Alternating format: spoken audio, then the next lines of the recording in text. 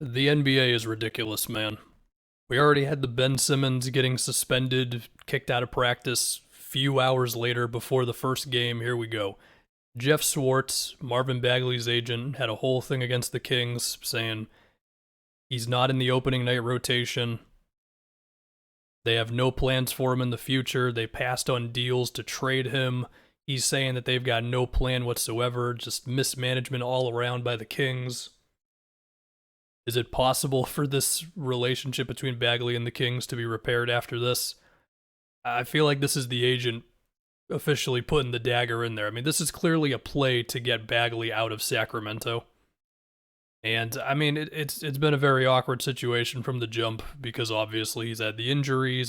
And with this now, I mean, the next thing you think about is like, what does a Marvin Bagley trade look like? I mean, he's got free agency coming up here, so another team could just be like, well, we could offer him probably not much, and you guys aren't going to match it, I would imagine, because he'd still be restricted.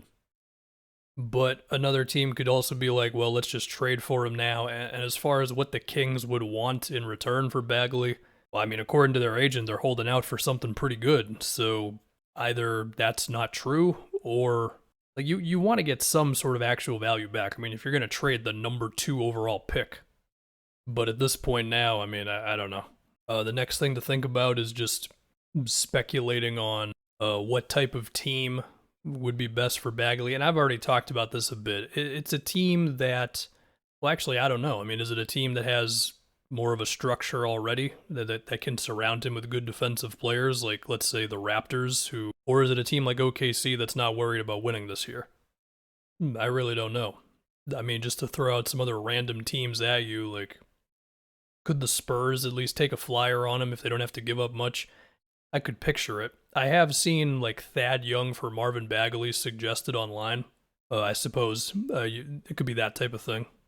The other thing that I think hurts Bagley a bit too is that, do we confidently know what position he should play?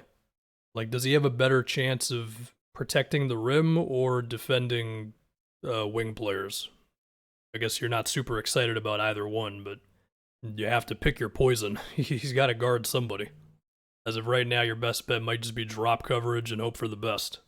But even with that, like, you would hope that he's athletic enough to play a more aggressive type of defense. I don't know. I mean, if I can try to scour the internet a little bit for Bagley trades that were suggested over the offseason, like Langford, Grant Williams, and a Celtics 2022 pick for Bagley. I guess that's just kind of the temperature. At least that seems to be the consensus.